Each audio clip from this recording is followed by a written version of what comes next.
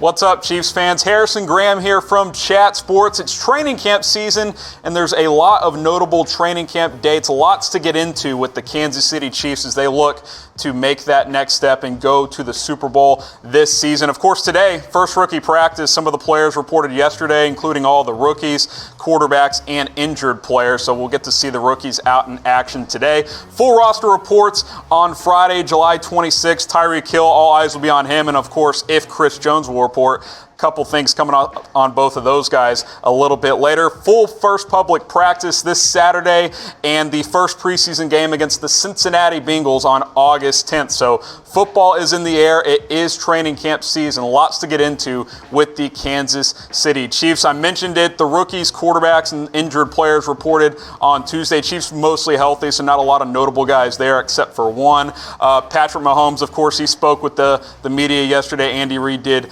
as well. Rest of the roster, again, reports in a couple of days, and then they get going on those full practices later this week. One of those guys reporting early, Travis Kelce. Don't worry, he's not in the injured players category. The Chiefs just wanted him to show up early, get some extra work in. Of course, he had that ankle cleanup surgery. I put that in air quotes, of course, this offseason just to get that ankle right for the season. Again, just want to get him in a couple days early, get some extra work in before practices are a full go this week. And he said back in June he was ready to rock. So shouldn't be any worries when it comes to the best tight end in the NFL in Travis Kelce. I've got 5 training camp storylines for you today as training camp gets underway for the Chiefs. The biggest story of all, right? Will Chris Jones hold out? That's been the biggest mystery for the Chiefs really the last couple months or so when they traded for Frank Clark and paid him. Chris Jones saying, where's my money? He didn't do any of the offseason workouts with the team. Conflicting reports on whether he will report. One of the local writers in Kansas City saying it's likely he will not and that he will hold out, but other reports coming out that he has not decided. So we will see. Of course, he has until August 6th to receive that accrued season, must report by then. And what that means is if he doesn't report by August 6th, doesn't get full credit for this season, which means he would not be a free agent in 2020. That contract he wants it to look something like this, something what Frank Clark got. 5 years, $104 million, 21 per season. Guaranteed money, that's the key here. Over $60 million for Frank Clark, and that's been the separation between Chris Jones and the Chiefs reportedly, is that guaranteed number is not where Chris Jones would like it. He probably wants 65 plus. Chiefs are probably a little lower right now, but that's where we are with Chris Jones contract-wise. We will see if he reports. Andy Reid spoke on it with the media yesterday at camp, said, quote, our people have talked with Chris's people, of course referring to his agents, and there has been communication there. So we'll just see whether he's here or not here. We obviously want him here, and I think he probably wants to be here too. He also mentioned that the Chiefs are implementing that new 4-3 defense with Steve Spagnuolo sliding Chris Jones inside. So he needs to get involved and try and learn this new defense sooner rather than later. We know the type of player Chris Jones is. 40 tackles, 15.5 sacks. Those tackles for loss you see on screen, forced fumbles, of course. He is a game breaker. And if you have him next to Frank Clark, this is one of the best defensive lines in the NFL. You added Alex Okafor as well. I think Derek Nottie is primed to take a step forward this year. Rookie Khalen Saunders is going to rotate in as well. Emmanuel Ogbah is a player they acquired. I also think last year's early round pick, Breeland Speaks, is much better suited in a 4-3 defense. So this defensive line goes 7 or 8 deep. You want to take care of Chris Jones and get him signed sooner rather than later. So I want to ask you guys, when will Chris Jones report to training camp? Obviously, he's got to get there by August 6th if he wants to receive that accrued season, but I want to hear from you guys in the comments section. I think he will report at some point. If you had to ask me, though, I don't think he will be there this Friday when the rest of the roster reports, but I want to hear from you guys in the comments below. Of course, Tyreek Hill.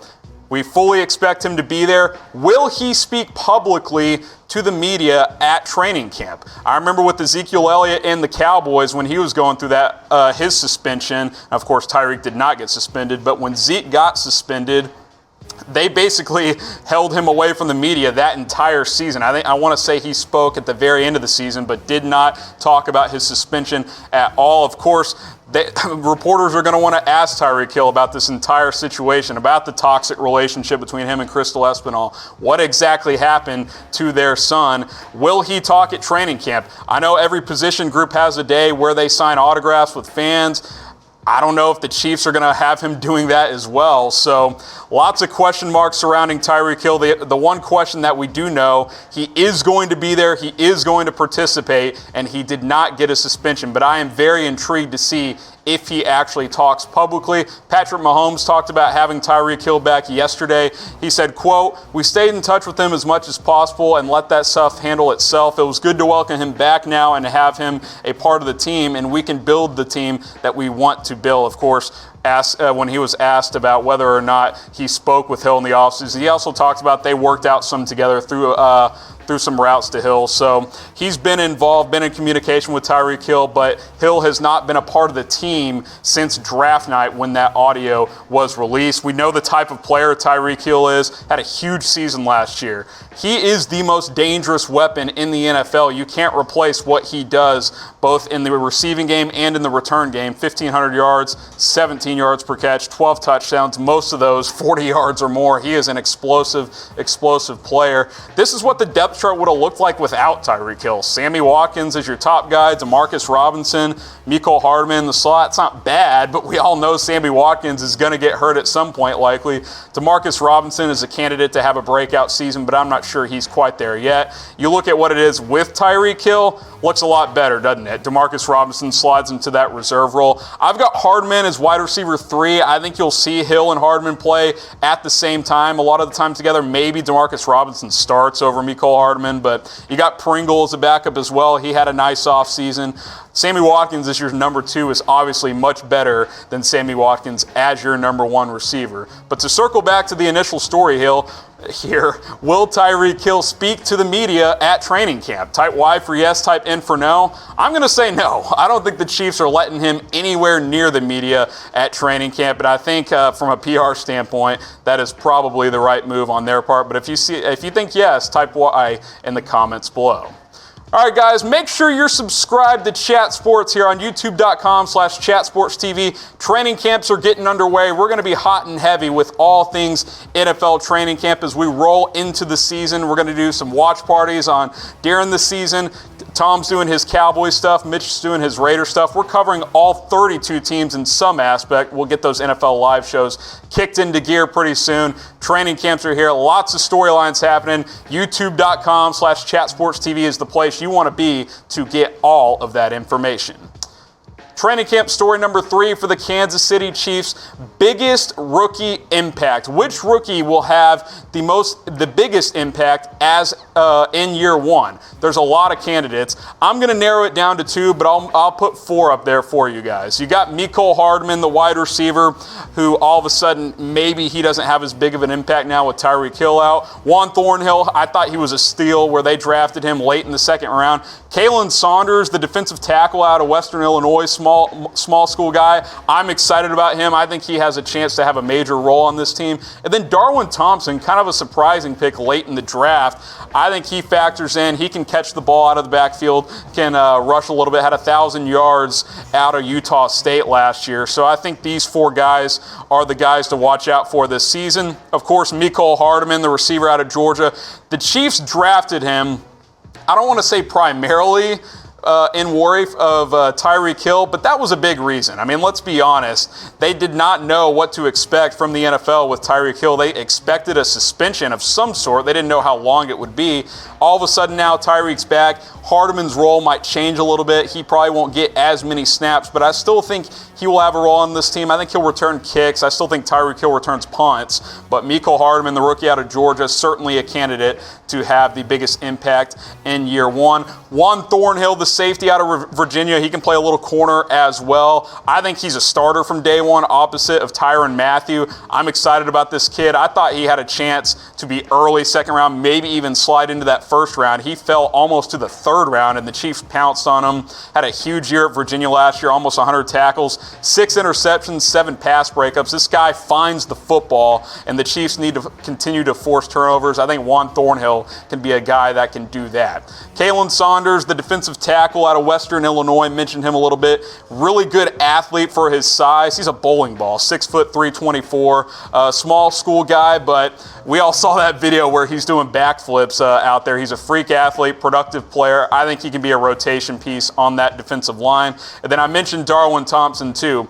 Yes, Damian Williams is the lead back for the Kansas City Chiefs, but they don't really have that workhorse guy. I think Thompson's going to get touches. I think he'll make this roster, and I think he'll factor in to this Chiefs offense. I'm not saying he'll have a monster season, but I think he can be a reliable option for Patrick Mahomes. I think he can catch the ball out of the backfield. You see the numbers out of Utah State last year. He's a pretty good scat type of back, a little undersized, but he can do a variety of different things. But I want to ask you guys, which rookie will have the biggest impact in 2019? Will it be Juan Thornhill? Will it be Mecole Hardman? Will it be someone I didn't mention?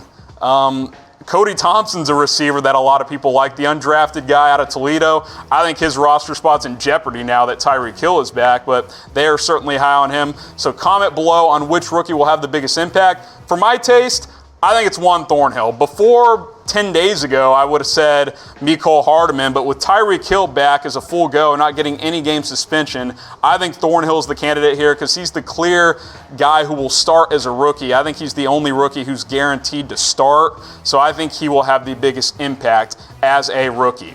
Moving along here to storyline number 4. Is this Sammy Watkins' year? And I'm sure Tom Downey is shaking his head as I go through this right now. It will be different this year, right? Sammy Watkins, it's time to break out. The last 3 years have not gone as planned. Just over 500 yards per season the last 3 seasons. We know the guy can't stay healthy. I think he's a really good number 2 receiver when he is healthy, but staying healthy is the problem. The Chiefs were blowing it up all offseason. Oh, he's in great shape. He looks awesome. Tyreek Hill or not, he can be the top guy for this wide receiver core. Let's pump the brakes on that. I'm excited about Sammy Watkins, but I'm not just going to throw out there, oh, he's going to have a 1,200-yard season. He's going to be a monster.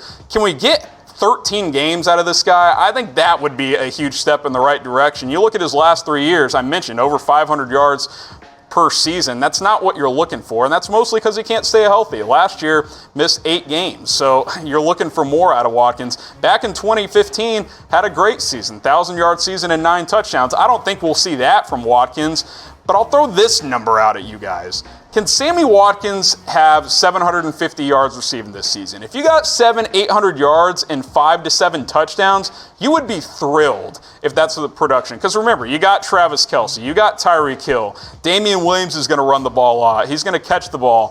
Demarcus Robinson is primed to take a step forward. So you get 800 yards out of Watkins, I think you're feeling pretty good. Type O for over 750, type U for under 750. I think that's a decent line there for Sammy Watkins. I'd love to get 750 yards out of him this season. Storyline number 5.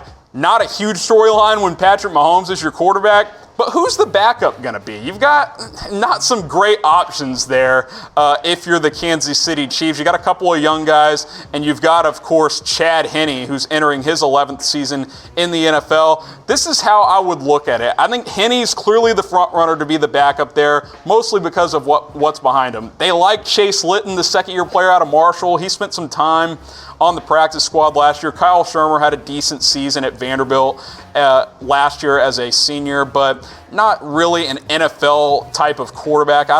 Maybe he's a practice squad candidate, but you look at kind of Henne's career right here. He's started almost 13,000 passing yards in his career, 58 TDs, 63 picks. You kind of know what you've got at this point. He can manage an offense. He's not going to lose a game for you, but he's certainly not going to win a game for you the way Patrick Mahomes can. Chase Litton out of Marshall, second-year player. The Chiefs stashed him on the practice squad last year.